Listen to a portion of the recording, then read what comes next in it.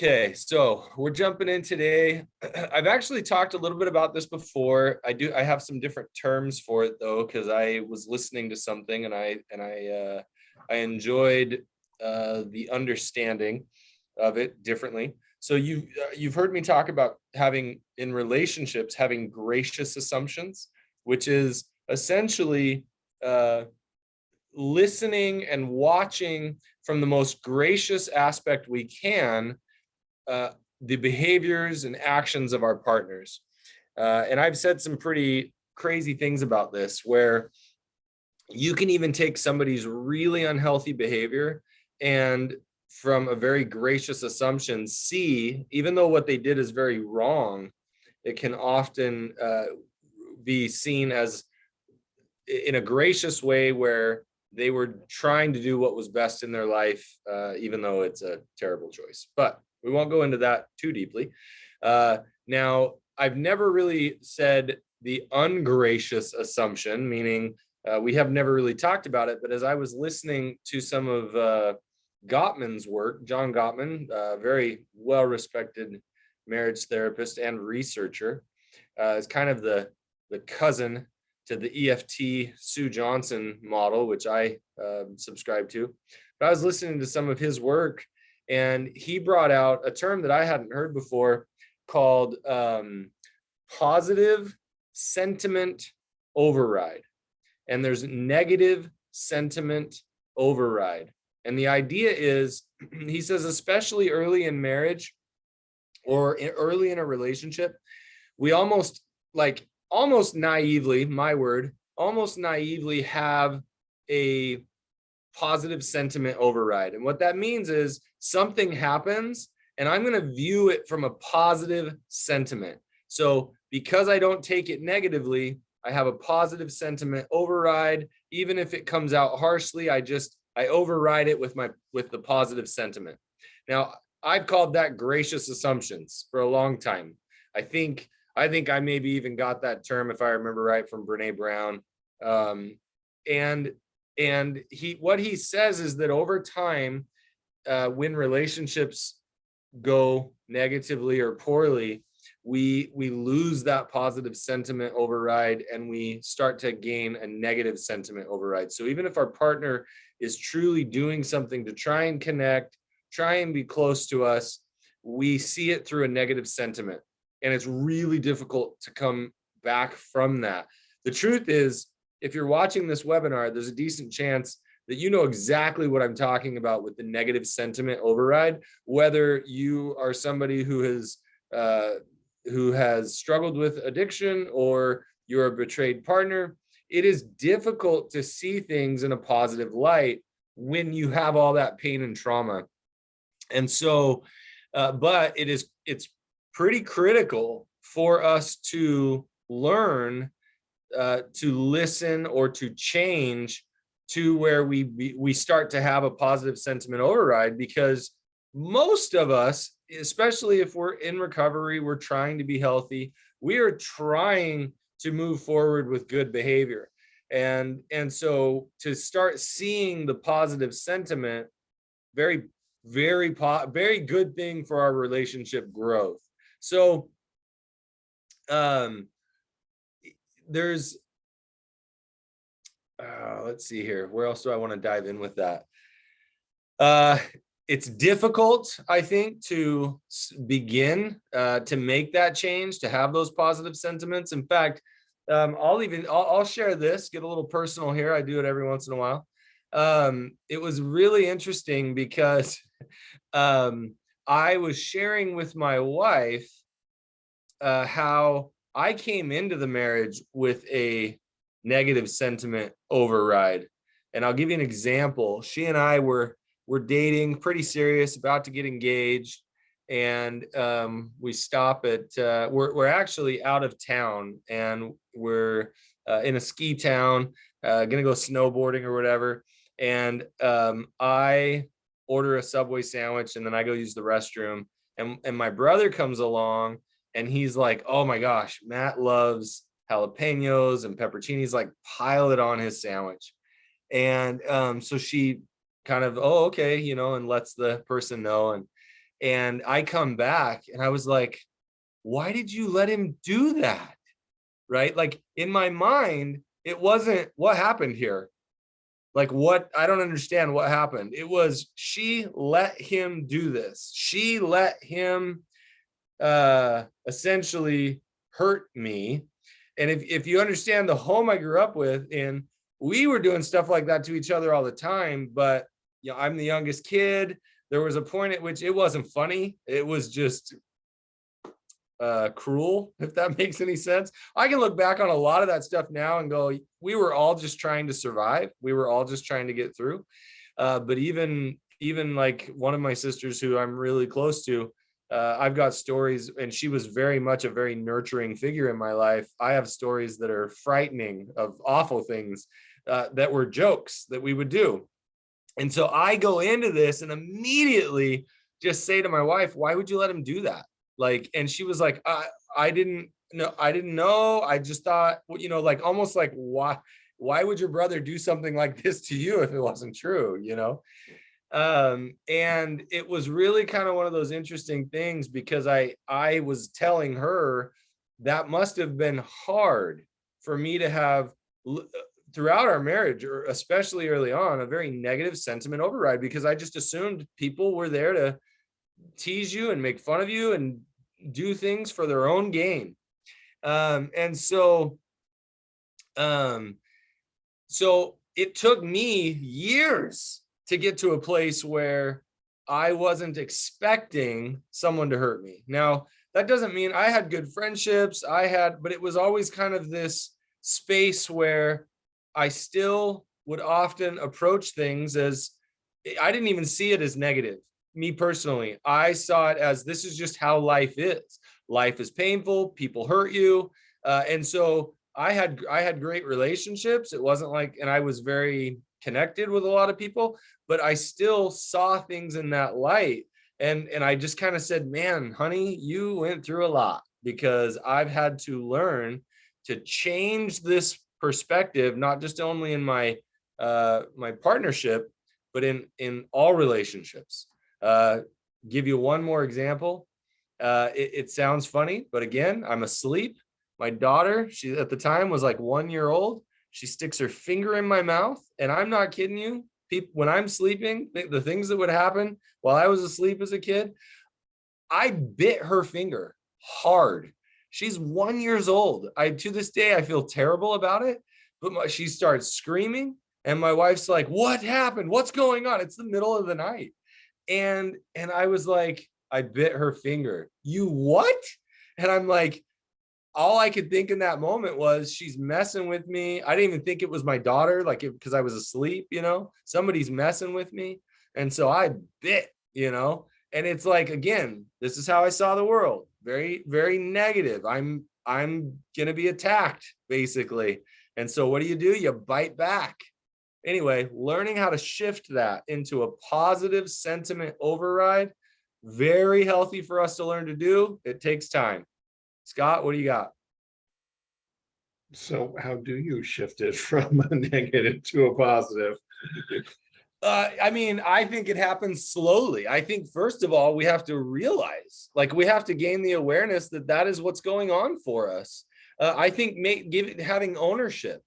The number of times now where I'll have a situation with a friend and something happens, and I will say to them, hey, you know what? The story I'm telling myself is that you're upset with me, and this is why this happened. I don't want to believe that negative story. Is this, you know, can you help me understand what's going on? Now, I don't do that as much now, because most of the time I can just lean in with curiosity and say, hey, what's up? What's going on? What happened here? Right? But gaining the awareness, slowing it down, checking them in. I have to check them in. If I have that negative sentiment override happening, I start checking it in, and I own that I'm checking it in. I own my story. And I, rather than reacting to my negative story, I check it in, let the other person know I'm struggling with the story, let them know that I don't want to believe it, that I want to connect, and then I go from there. But it takes a lot of practice, and I think having good friends who are also able to say to you, like I'll tell my friends, hey, call me out. If I'm in a negative space on this, call me out. Show me my stories, show me my faulty thinking. So asking friends to help, super helpful as well. It's tough in a partnership relationship, right? It is not easy at times if my wife calls it out, if I haven't asked for it, because it can sting a lot, right? I am grateful that she does, but sometimes it's the hardest. She can be the hardest person for me to hear it from, because she's the person I'm most scared to disappoint. So it can be a little tricky, especially in the partnership. Yeah. Is this in some respect a function of post-traumatic stress disorder for a lot of people? Well, I know in my case, absolutely.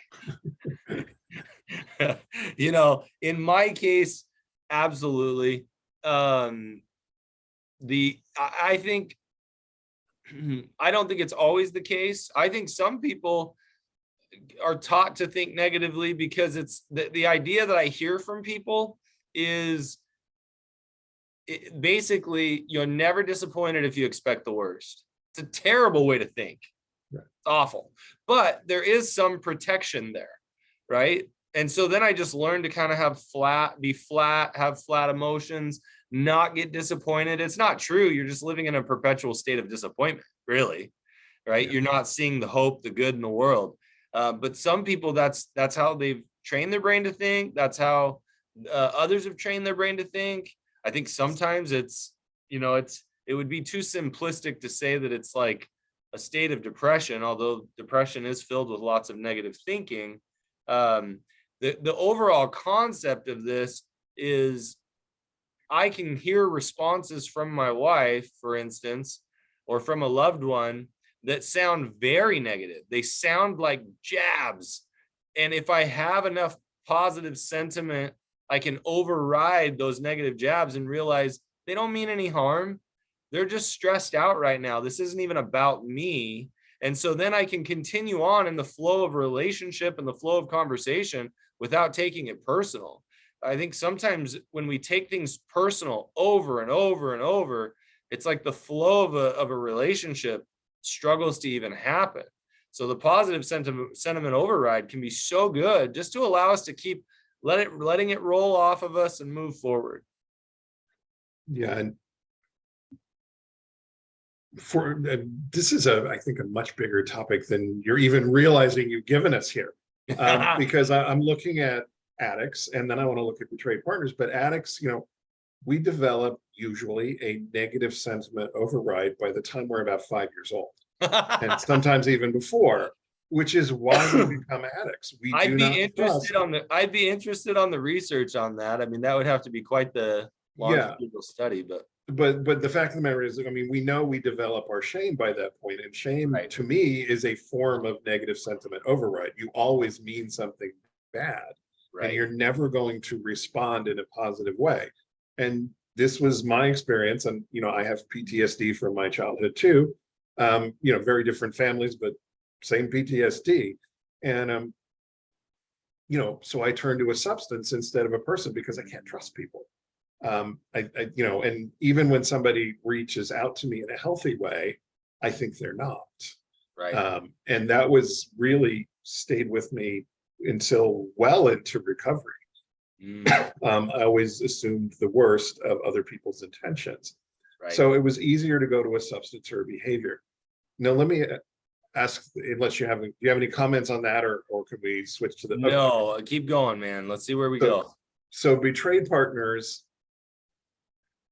what I witness a lot is betrayed partners having the positive sentiment override, even well after they probably shouldn't, even well into knowing something's wrong but not knowing what.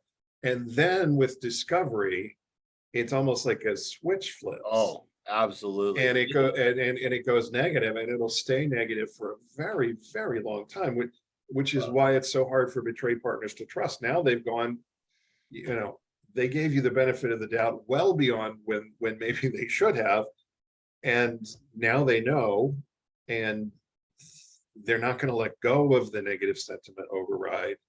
And who can blame them? Because again, PTSD, most betrayed partners at least have symptoms of PTSD, if not the actual disorder, as a result of the betrayal. So thoughts on that?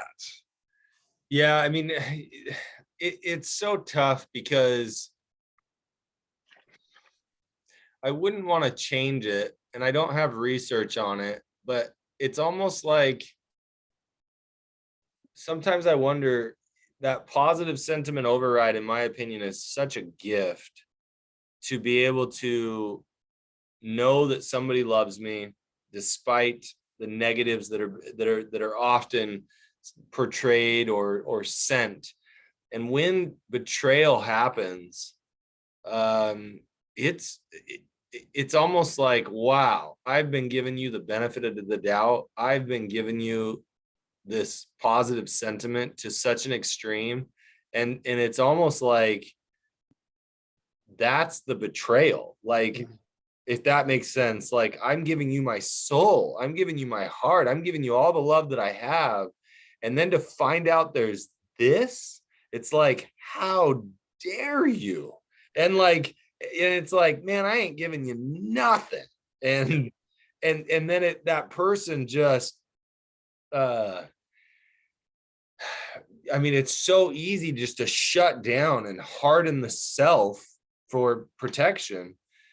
And there's so much betrayal there. It's like, man, I'm the one that stood up for you. I'm the one that fought for you. I'm the one that defended you to family, to friends, I would explain to the kids, you're really, you were, that you had good intentions. And then I find out this, it's so painful. And there's research out there that shows that betrayed partners are the most painful part of betrayal is the lies and secrets of the covering up. Absolutely. The rather lies, than what you did, it's the covering up. It's so interesting how many times I'll tell somebody. I was working with somebody today and I just said, the slips are not the problem. And they kind of give me this look like, what? And I'm like, no, like, slips are a symptom, right? A mess up is a symptom of the problem. The issue here we really have is lies. There are times where I would never promote a slip, but there are times where I go, interesting, your slip tells me about where you're at in recovery, right? Not because you slipped, but because you did or did not check it in within 12 hours, because you did or did not attend your 12 step and process it with people, like, because whatever it is you did or didn't do tells me about your recovery. The slip is just a blip, and what you do with that tells me whether or not you're actually in recovery. Yeah. Now, this is not to say betrayed partners don't get mad about the actual behavior. Oh, sure. But longer and term it hurts. pain is from the lies and secrets. Oh yeah, the majority of the pain is going to be from the fact that I can't trust you. I don't know what to trust. I don't know what is real. I don't know what's not real. All that is the pain. How do I know? Boy, if you lied to me about this, do you even love me? Did you lie about loving me? Did you, everything comes into question. From moment one. Oh yeah. From the moment you met, everything comes into question. Everything. If you're lying and keeping secrets about something as important as our sex life and our romantic life, what else are you lying? Oh my gosh, yes. Yeah. I see somebody with a hand up. We don't do the hand up here, but if you have a question, just type it into the Q&A feature and we'll get to it. The Q&A is at the bottom of your screen. The first question there is, I have been sober since 2020 from porn and all the lies and deceit that come with that. Can you help me understand the attachment bid when my wife tells me she is trying and doing so much in the hopes that I would change and I still don't get it? I have asked her to explain what other actions I can take. Her response is a normal person would know what to do and she shouldn't have to tell me.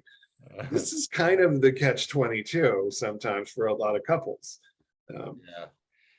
So the attachment bid here for your wife is the fact that she's actually telling you, I need you and I want you, is what she's saying here. And she's saying, I need something from you and I want something from you and I want to be close to you. And really what she's suggesting is there's something in your behavior or something that's not in your behavior that's preventing closeness. Now, the hard part is she may not know, like she may not know exactly what it is, but it's something. She just wants to see or feel something different. And it's tough because I'll share this. I just learned this the other day. There's something called the Johari window, Johari, I think, and you can look it up on Wikipedia. It explains it very simply, and I'm not sure how complex it is as a topic, but the Johari window is this space where, in the top left corner, it's what I know, what other people know, and this is like the base of information, like we all know what's going on here. And then you have what I don't know and what other people know. And that would be, I think I'm doing this slightly wrong. What I know and what other people don't know, that's my blind spot, right? And then on the top right, you have what I don't know and what other people know. And that would be, sorry, I'm getting it backwards. Have you looked it up yet? Yeah.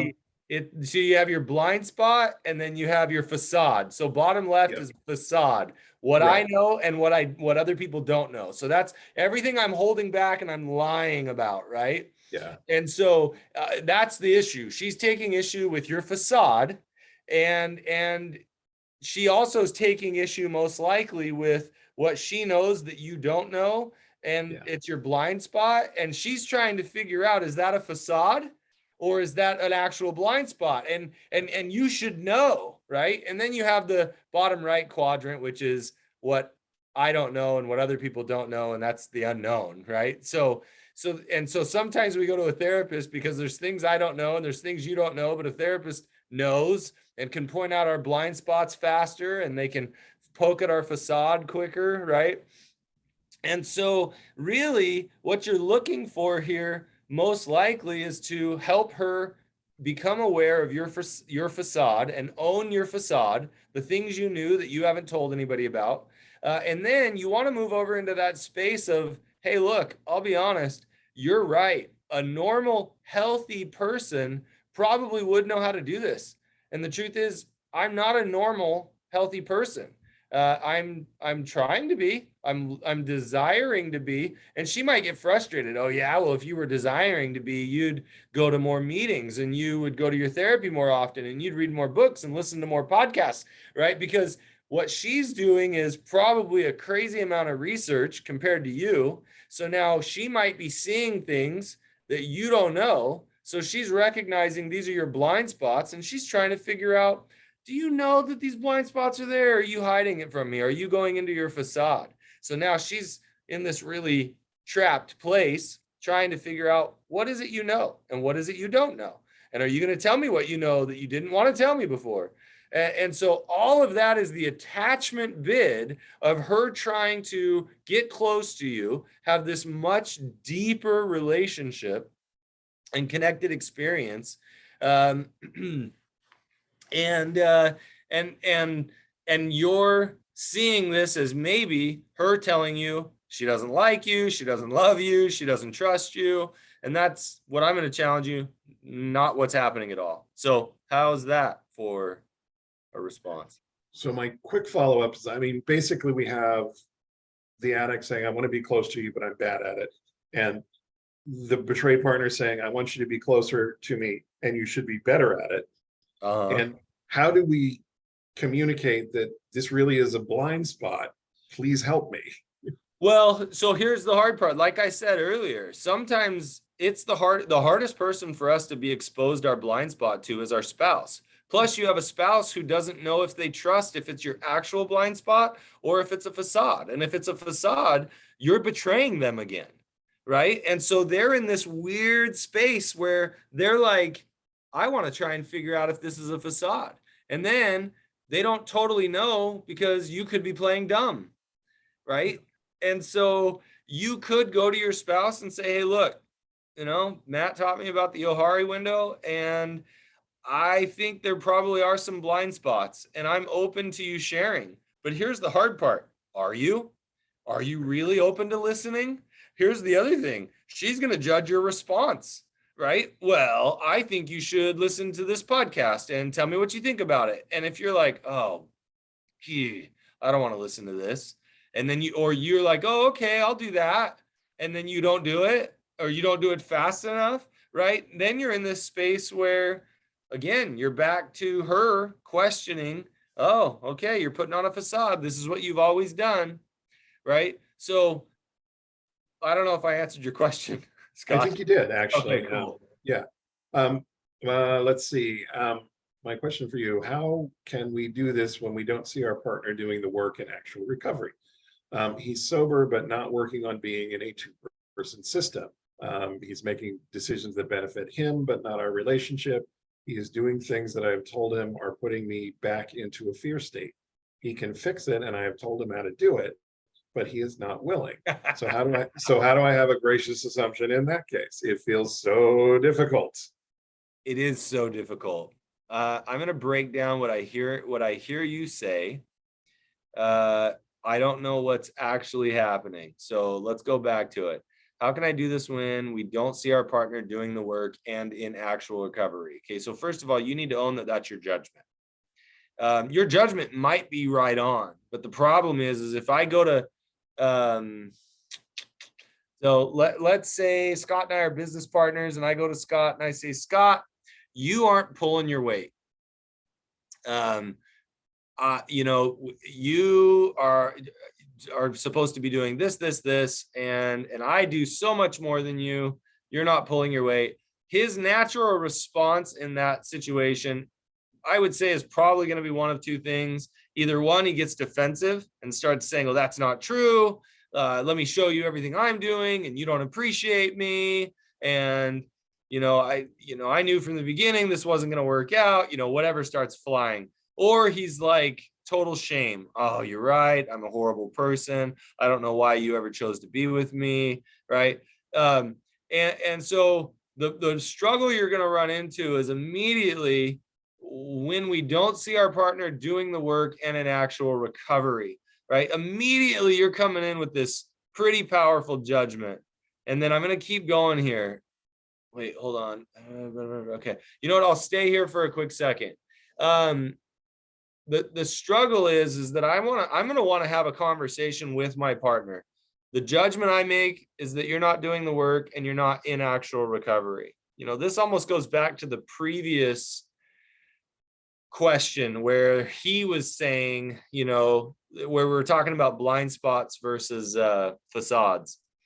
And if you were to suggest, I am willing to own that this is my judgment, I do tell myself a story of what actual work and actual recovery looks like. And so I'm having a hard time trusting you because I have it in my head of what your recovery should look like. And so I need to own the things that I think real recovery looks like. And I have to own that my fear, even if you did all these things, I might still have fear that you're not in actual recovery. Right. So you have to own your fear. You have to own your judgments. And I think present to him a conversation when these fears and doubts come up for you. And you can ask, would you mind trying some of these things that I think they'd be helpful for me? And let's see if they're helpful for you. And then let's have a conversation about it. So I think that's kind of hitting that part. He's sober. Okay, well, that's good. Sobriety can be an indication of good recovery work. It's not always guaranteed. And then it says, but not working on being in a two-person system, making decisions that benefit him, but not our relationship. Okay. The part that stinks about early recovery is oftentimes we have to go into a state where, I shouldn't say have to. It almost appears like we have to go into a state of, I need to work on my recovery and I've got to figure out recovery for myself, even if you don't like the way I do it. And I actually will encourage people, especially if I'm working with a somebody struggling with addiction. Like, you need to live your recovery so well that even if your spouse isn't happy with it, it doesn't matter, because if you go back into the addiction, you're toast, right? Your life's going to fall apart. So I even tell them, even if you have to live your recovery and your spouse isn't happy, do it, because that's pure survival for you. Now, that 2-person system, I think it's important for somebody recovering to check in with their spouse. Hey, I'm making these decisions. These are the decisions I feel are right for me. Is there anything I can help you with so that you can make decisions for your recovery? What decisions do we need to make together for our recovery, right? These conversations need to be happening. He is doing things that I've told him are putting me back into a fear state. He can fix it. Okay. It's an interesting comment when I hear he can fix it. He might be able to, but if he keeps doing it, what if he can't? What if he doesn't have the tools yet to fix it or change it? I've told him how to. Love that statement. That's your judgment. That's maybe how you would fix it if it were you. How about having the conversation around, look, I have a bunch of judgments on what would fix it. I'm interested to see if you could try some of these things. If you're not willing to try some of these things, help me understand what things you are doing. And if you're not doing anything, then my fear of you being stagnant appears to be legitimate, right? So how do I have a gracious assumption in that case? Can we hold for a second, because he's doing things that I've told him are putting me back into a fear state. And he doesn't seem to be willing to fix it. This is your time as a betrayed partner to set a healthy boundary. When Correct. you do this, it causes me to feel unsafe. And if you don't change it, I am going to respond by doing X, Y, and Z so that I can feel safe. And keep in mind, I'm not doing X, Y, and Z as a punishment. I'm doing X, Y, and Z because that's literally what I need to do when you do this, right? So when you, it's going to sound stupid, pull out the knives and start swinging them around in the kitchen, I'm going to go to the other room and lock the door, right? That would be a response that is justified based on the weird knife wielding behavior, right? I'm not doing it because I need you to know that what you're doing is wrong. You're going to know what you're doing is wrong because I'm out, right? And I'm getting out because that's what I need to do to take care of myself. I don't need to do behavior to send a message. My behavior is going to send a message naturally. Sorry, that was good. Good clarity there. What else do I need on that one? Do you think that's good? She wants to know how she can have a gracious assumption. Well, the gracious assumption, I guess I didn't really answer that, did I? The gracious assumption here is, honestly, you have a ton of judgments, and your judgments might be true. I'm totally okay with that. They might all be completely accurate. But the gracious assumption is actually sitting with him in that and saying, hey, these are all my judgments. If I'm off, help me, show me, teach me. Like, what things can we do together? What things can you do? Because I want to be close to you. This is your attachment. Like, you're trying to be close to him. And so the gracious assumption is you can state all your judgments, but the gracious assumption is to own them and give him an opportunity to share what's going on for him, even if he's not right, even if he's not aware of it, because he's got a blind spot. But it isn't until later that he's like, and this is always funny, where he comes back later, hey, I've been thinking, and I really think I have an issue here. And you're sitting there going, oh my gosh, I've been trying to tell you that for 6 months now, and this just comes to you as an epiphany from 12-step, even though I've been saying it for the last 6 months. The gracious assumption is recognizing that this might be a blind spot and it might take him a little bit to figure it out. Yeah. How's that? I think that's a very good answer. Yeah. I mean, the gracious assumption is he doesn't know what he doesn't know. Right. Yeah. I've been reading about the relationship between porn use and gray matter reduction in the brain. That research is accurate. I've also read porn use correlates to reduced relationship satisfaction. That is also accurate. So is this related to negative sentiment override? Is it more difficult to overcome negative sentiment override if active in sex and porn addiction? I mean, so I don't have I mean, I'm just going to throw out there, I think absolutely, right? Like, it's like saying, I don't know, does watching YouTube decrease our ability to stay focused when having conversations with real people? It's like, I guarantee you, like, if that makes sense, like binging on YouTube and social media, yeah, I think you're dead on, right? I don't know the exact relation to negative sentiment override, but if somebody's living an unhealthy life, they're going to see the world more and more unhealthy.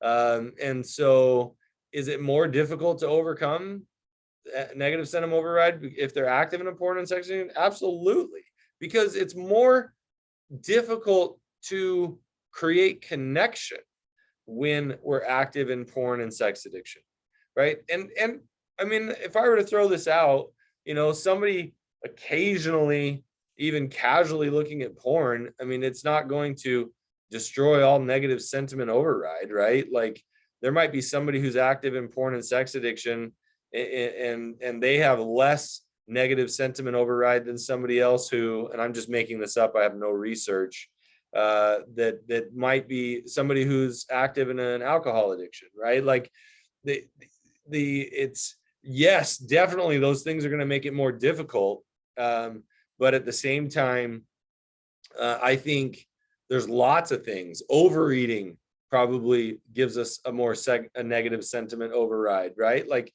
lots of unhealthy behaviors that are just going to cause us to disconnect, not be vulnerable, not get attachment. So I love the way you're thinking, and I would totally agree. Yeah, and I agree too. I mean, a huge part of recovery from addiction is not only becoming trustworthy, but learning to trust other people, which it means giving them positive sentiment override. Yep. Assuming the best instead of the worst. Gracious assumptions. Yep. Yeah, huge part of recovery. So yeah, if you're stuck in the negative, you're going to stay there. We just did that one. When you say the positive sentiment override is a gift, that is so true, and it is such a loss. I have so much grief around that being lost for me. That loss feels crushing. Yeah. Oh, and I totally agree. It is such a loss, and that loss feels crushing. I've heard people say it's almost like, oh man, I should have never been so naive. And there's a part of me that's like, how sad is that? Like, this doesn't have anything to do with naivety. This has to do with somebody taking your trust, taking your positive sentiment, and essentially bypassing it and crushing you with it. Not that they necessarily did it on purpose, but it's so painful. And the truth is, you can get that gift back, whether you're with your original partner who betrayed you or not. You can get that back. It just takes you having to work through the pain and learning, and your partner earning it, if in fact. But I'm going to tell you, whether you're with your partner or not, whether they earned it or not, you can still get that back in your life, even if you don't have a lot to share with your partner. Yes. Where will this be archived? We post these on our website, sexandrelationshiphealing.com, under the previous webinars section. But the easiest place to find them is to go to our YouTube channel, which is Sex and Relationship Healing. Very easy, just type in Sex and Relationship Healing, our channel will pop up, and this will be the newest of the videos. You can subscribe to the channel, you get notifications every time we put one up. And I recommend you do that. So yeah. That nailed it on your previous question. There you go. Yep.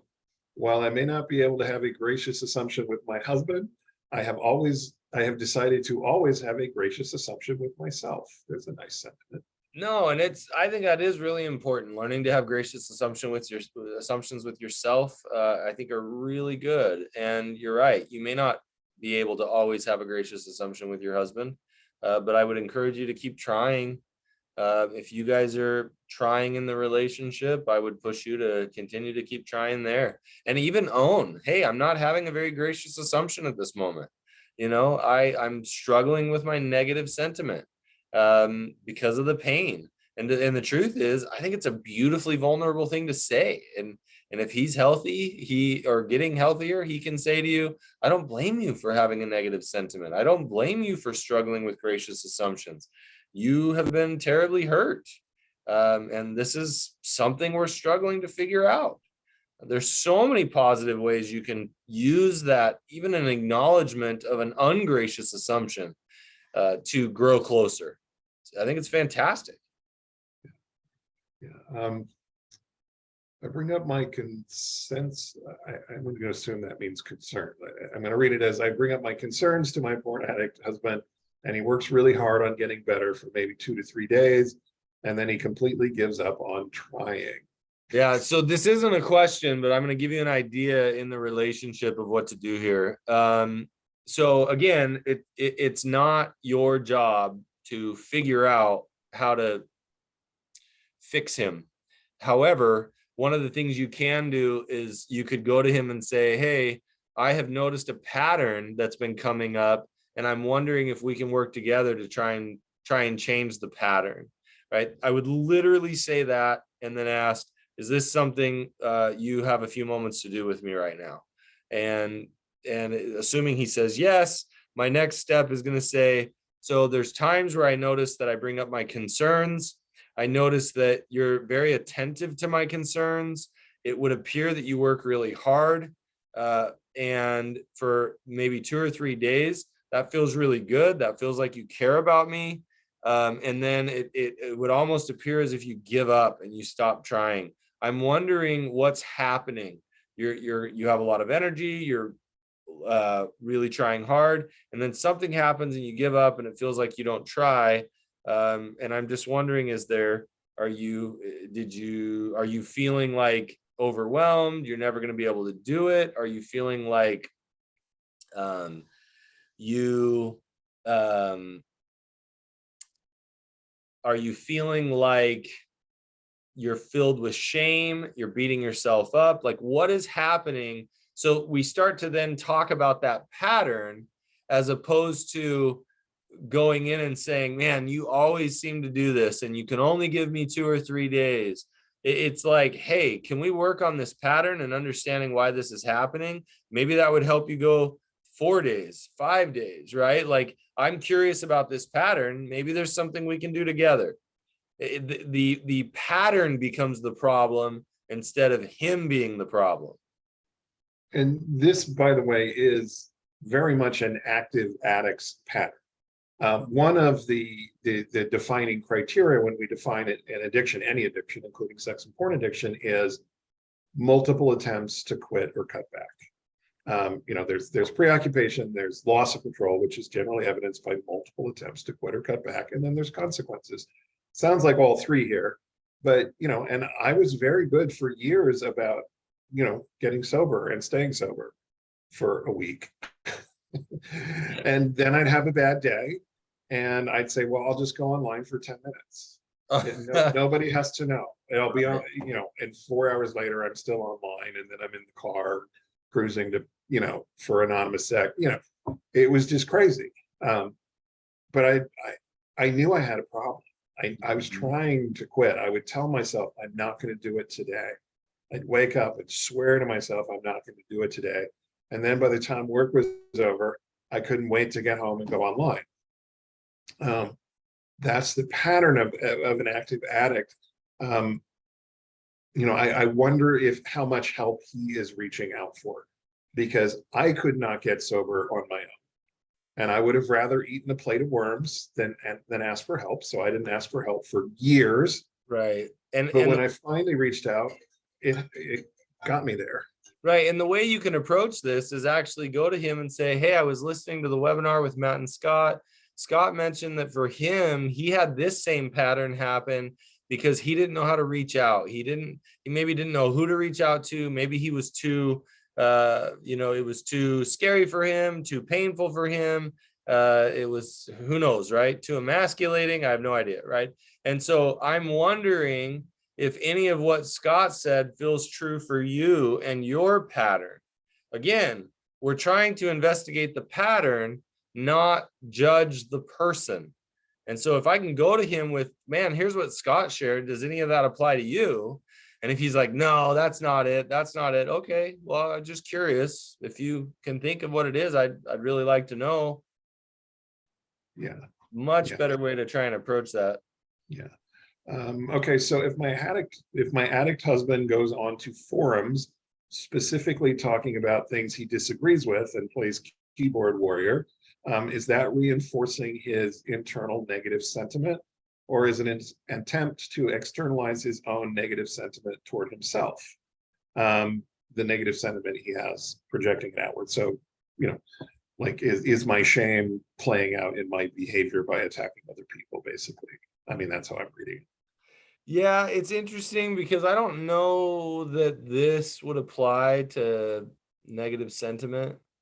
I'm seeing this more as, I mean, maybe he struggles to feel like he has a voice in the real world versus the virtual world. Maybe he struggles to feel like he's heard and listened to. And so if he goes to forums where he finds things that people disagree with, be it politics or sports or whatever he chooses, and he plays keyboard warrior, that to me sounds like it's him trying to feel like I have a voice, I can be heard, my voice matters. Maybe he likes shaming other people by making them feel stupid. And so then because he feels so much shame in his own life, he wants to find ways to shame other people in their lives and in their thought processes and their thinking. Man, I see this all the time. You watch somebody type a comment and they'll say, they'll use your spelled wrong, and everyone's like, oh, well, you can't even spell, you stupid idiot. You can't even use the right then versus then, and I'm like, oh my gosh, people who make those comments, I'm always like, man, you have a bit of insecurity going on, that you're going to attack somebody's mistake or even lack of grammar ability, rather than talk about the conversation. And so, but it goes so many different ways when we get on and become keyboard warriors, grammar warriors, or even about a certain subject. I don't know that I think, in my mind, negative sentiment doesn't really play in, except, I guess if he were reading comments from other people and he's looking for the negative sentiment in their voices, if you will, sure, that may be possible. How it would relate internally, projecting it outward, I mean, sure, it's always possible. I guess I'd want to explore that a little bit more to figure out. I'd want him to figure that out. Do I do this to project my negative sentiment outward? Good questions. Great insight. Things that I would tell people, lay down on the couch and let's talk about it. I don't actually have people lay down on the couch. I just think it's funny.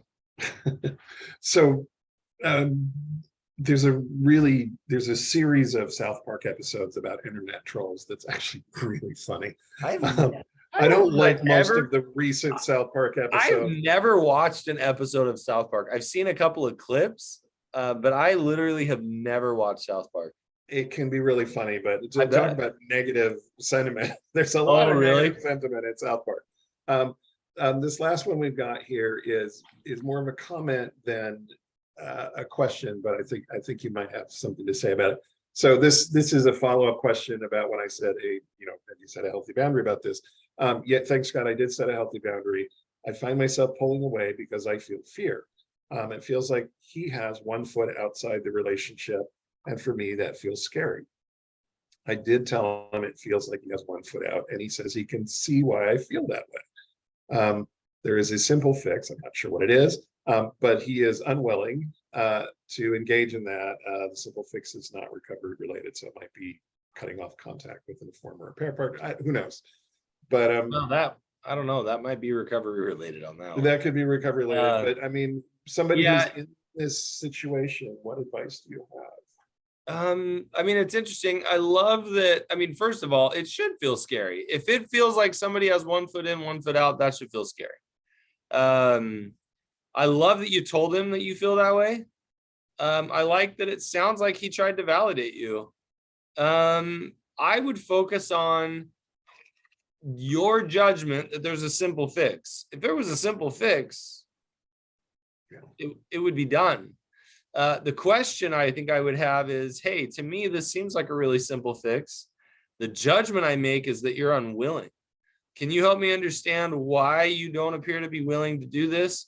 What does this simple fix, if you were to do this, what problems would that cause for you? What issues would that cause? Because in my mind, it seems so simple, and it seems like something you could do to create a lot of safety for me. Help me understand what seems simple doesn't appear to be, otherwise I feel like you would do it. And it might be very complex. Well, yeah, I know you want me to do it, but I'm tired of making choices just to please other people. If I make this change, I need to make it for me. Oh, okay. Well, what would it take for you to feel like you needed to make this for you?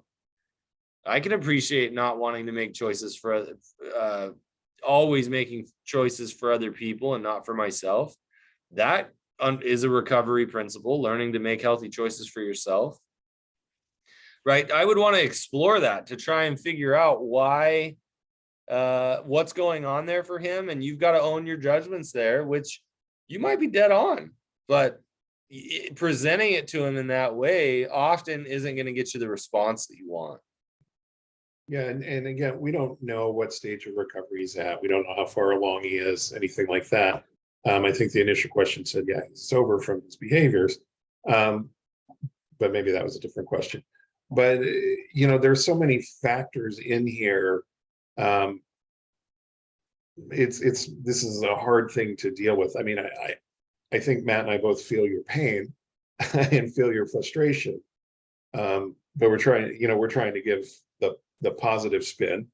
I have to look positive sentiment override. The gracious assumption. I've got gracious assumptions, but I think even in sharing these comments, I mean, there is so much gracious assumption and positive intent here that I look and go, when I do my darndest as a couples therapist to like really help both people make changes. And sometimes I think when I'm working with I might work with one partner and I think, oh my gosh, this partner has a lot of change to make. And then the other partner, I'm like, look, I think they've made a lot of changes, but I'm still going to look for ways for them to push, to grow. And so this question, you may have already done a lot of really incredible growth, but I am going to push like, man, I wonder if things would go a little smoother if you were able to own your judgment and present them as an invitation for you and him to work together to explore. Oftentimes in an addiction, betrayed partner scenario, the individual who has struggled with the addiction moves into or has always been in more of a child role. And so we have to be careful because as a betrayed partner, I don't want to go in and reinforce the child role by saying, here's what you need to do for your recovery. But I am because I don't feel like I'm a parent in that regard. I feel like I'm a scared partner saying, hey, I need you. But they don't see it that way. So I think it's really important for the betrayed partner to recognize, man, if I'm going to go in and talk to him about things that would be helpful for recovery, I need to go in and say, hey, I don't want to take over your recovery. I want you to be an equal in this partnership, but I need to own my judgments and you need to help me like break up my judgments if that's what, is the issue here. Yeah. So, okay. Thank you. We're out of time. We actually are out of questions. We timed it very well today. Good job, guys. Woohoo! Great questions. Great topic. Thank you, Matt. We will see you again in 2 weeks. So please join us in 2 weeks. Matt and I will both be back. Anything you want to say to take us out? Honestly, no. I just appreciate everybody being here, and I love doing this. And I've gotten some really fun feedback. People reach out to me occasionally, or even ask me if I can be their therapist. And to be honest, I just love that people are connecting with what we're doing here. So thank you guys. All right. Thanks, everybody. We'll see you soon. See you, Matt.